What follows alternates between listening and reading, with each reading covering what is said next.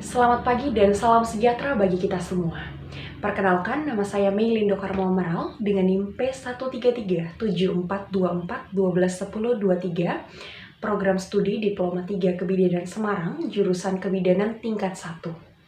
Yang saya hormati, Ibu Sri Wayuni Sigit, Eskep, STRKep MKes, selaku dosen penguji ujian praktik fisiologi. Puji syukur kita panjatkan kepada Tuhan Yang Maha Kuasa, sebab karena karunia-Nya lah sehingga kita masih diberikan kesehatan pada hari ini.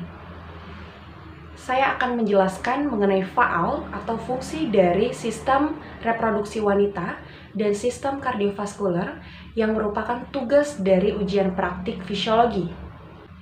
Sistem reproduksi wanita adalah sistem biologis yang terdiri dari organ dan jaringan yang digunakan untuk reproduksi atau berkembang biak pada wanita.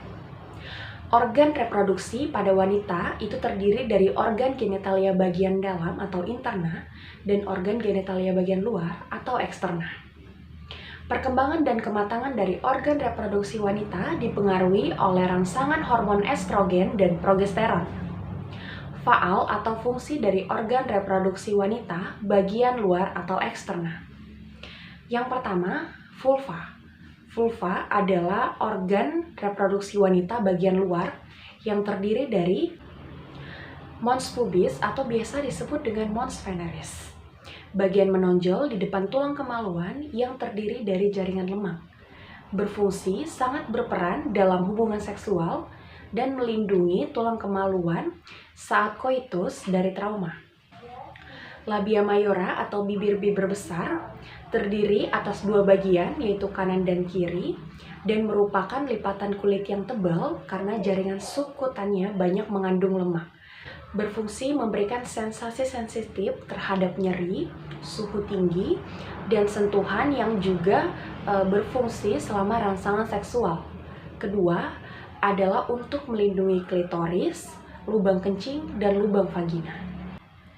Selanjutnya adalah labia minora atau bibir-bibir kecil, terletak di sebelah tengah labia mayora. Dan labia minora ini selalu basah karena selalu dilumasi oleh kelenjar-kelenjar yang berada di labia minora.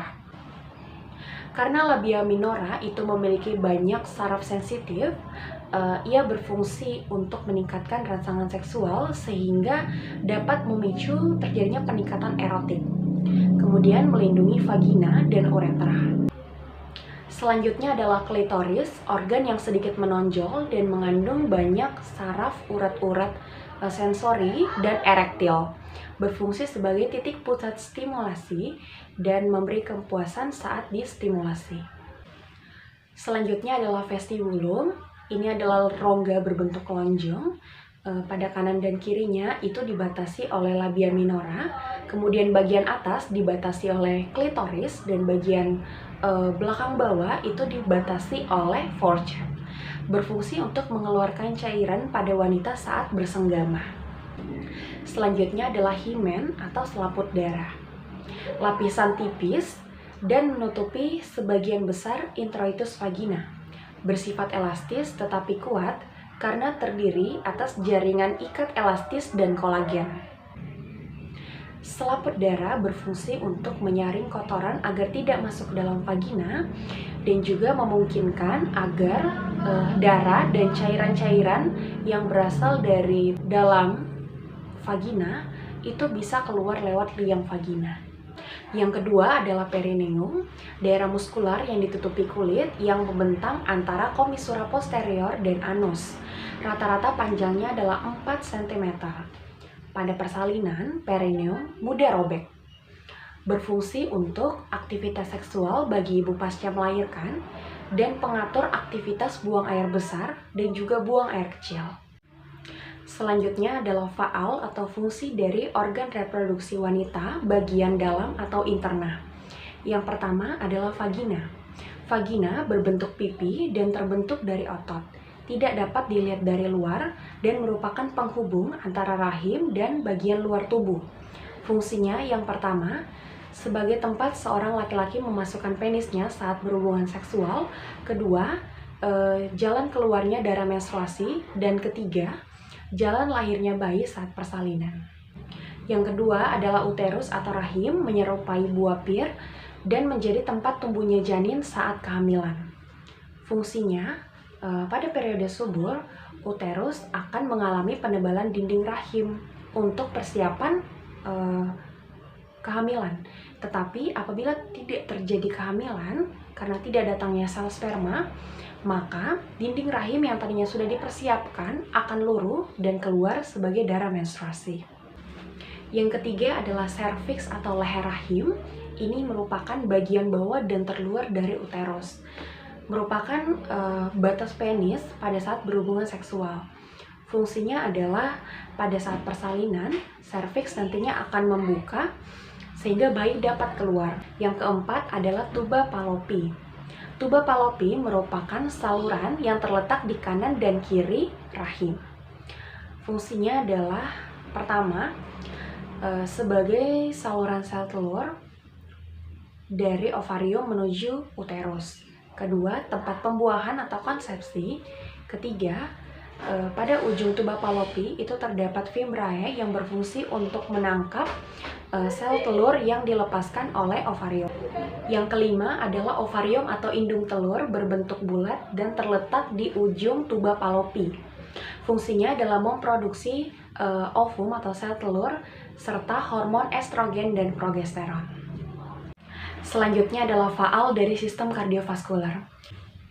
Sistem kardiovaskular adalah sistem yang berfungsi untuk memindahkan zat-zat. Zat-zat tersebut berupa nutrien yang terdiri atas asam amino, elektrolit, hormon, sel darah, dan sebagainya. Dari dan menuju sel-sel pada tubuh manusia. Mengatur stabilisasi pH dan suhu tubuh atau biasa disebut dengan bagian dari homeostatis atau keseimbangan. Sistem kardiovaskular itu terdiri dari jantung, pembuluh darah, dan saluran limfa. Jantung merupakan pompa darah yang bekerja terus-menerus. Jantung berelaksasi dan berkontraksi sebanyak 100.000 kali dalam sehari. Oleh karena itu, jantung memerlukan suplai darah yang kaya akan oksigen, dan suplai darah tersebut didapatkan dari pembuluh arteri koroner. Masing-masing dari bagian kanan dan kiri jantung itu memiliki bagian-bagiannya tersendiri. Untuk bagian sebelah atas, atrium berfungsi untuk mengumpulkan darah, sedangkan bagian bawah atau ventricle itu berfungsi untuk mengeluarkan darah. Fungsi utama jantung adalah mengalirkan suplai oksigen dan nutrisi ke seluruh jaringan tubuh dan organ-organ tubuh untuk kelancaran dari proses metabolisme. Selanjutnya adalah struktur jantung. Jantung terletak di rongga toraks, sekitar garis tengah antara sternum dan vertebrata. Pada orang dewasa, rata-rata panjang jantung itu 12 cm dengan lebar 9 cm. Kemudian untuk beratnya 300 sampai 400 gram. Jantung dibagi menjadi bagian kanan dan kiri, yaitu ada atrium dextra, atrium sinistra, ventricle dextra, dan ventricle sinistra. Yang pertama adalah atrium dextra atau serambi kanan. Dindingnya tipis, rata-rata berkisar antara 2 mm. Kemudian terletak agak ke depan dibandingkan ventricle dextra dan atrium sinistra. Fungsinya sebagai tempat penyimpanan dan penyalur darah-darah dari vena-vena sirkulasi sistemik ke ventricle dextra yang nantinya akan dialirkan ke paru-paru. Yang kedua adalah atrium sinistra atau serambi kiri. Tebal dindingnya adalah 3 mm. Kemudian letaknya itu posterior-superior dari ruang jantung. Fungsinya adalah sebagai tempat penyimpanan darah bersih dari paru-paru. Yang ketiga adalah ventricle sinistra atau bilik kiri, terletak di ruang depan rongga torak, berbentuk bulan sabit dan tebalnya 4-5 mm. Fungsinya adalah memompa darah kotor dari jantung ke paru-paru. Yang keempat adalah ventricle sinistra atau bilik kiri. Tebal dindingnya 2-3 kali ventricle dextra atau bilik kanan, sehingga ventricle sinistra ini hampir menempati 75% dari massa otot jantung. Fungsinya adalah memompa darah bersih dari jantung ke seluruh tubuh. Selanjutnya adalah katup jantung. Katup jantung berfungsi mempertahankan aliran darah searah menuju bilik-bilik jantung. Terdapat dua model katup. Yang pertama ada katup atrioventrikular. Disebut katup atrioventrikular karena terletak di antara antrium dan vertikal. Katup yang terletak di antara antrium kanan dan ventrikel kanan disebut dengan katup trikuspid. Sedangkan katup yang terletak di antara atrium kiri dan ventrikel kiri disebut dengan katup mitral. Yang kedua adalah katup semilunar. Katup semilunar berfungsi untuk memisahkan ventrikel dan arteri yang berhubungan. Selanjutnya adalah dinding jantung. Yang pertama, perikardium. Ini merupakan bagian terluar dari jantung dan bagian yang paling tipis, berfungsi untuk melindungi dan membungkus jantung. Yang kedua ada miokardium. Ini adalah bagian lapisan tengah pada jantung, berfungsi menerima darah dari arteri koroner. Yang ketiga itu ada endokardium. Ini adalah bagian yang paling dalam dari lapisan jantung. Fungsi dari endokardium adalah melapisi bagian dalam dari seluruh sistem sirkulasi. Selanjutnya adalah darah. Darah merupakan cairan jaringan tubuh yang fungsi utamanya adalah mengangkut oksigen untuk dialirkan ke seluruh tubuh. Darah memiliki beberapa kandungan. Yang pertama ada plasma darah, kedua ada sel-sel darah. Sel-sel darah ini yang pertama adalah sel darah merah, kedua sel darah putih, dan ketiga adalah keping-keping darah atau trombosit. Fungsi dari plasma darah adalah mengangkut sari makanan ke dalam sel dan membawa sisa-sisa pembakaran. Fungsi dari sel darah merah yang pertama adalah mengikat O2 dari paru-paru untuk diedarkan ke seluruh tubuh. Yang kedua adalah mengikat CO2 dari seluruh jaringan tubuh untuk dikeluarkan melalui paru-paru. Selanjutnya adalah fungsi dari sel darah putih, yaitu sebagai bentuk pertahanan tubuh, yakni dengan memakan dan membunuh bakteri atau virus yang masuk ke dalam tubuh. Kedua adalah pengangkut zat lemak dari dinding usus melalui limfe terus ke pembuluh darah. Yang terakhir, keping-keping darah atau trombosit berfungsi sangat penting dalam pembukuan darah. Selanjutnya adalah sistem peredaran darah besar. Sistem peredaran darah besar itu dimulai dari bilik kiri, aorta, pembuluh nadi, pembuluh kapiler, vena cava superior, vena cava inferior, dan yang terakhir serambi kanan.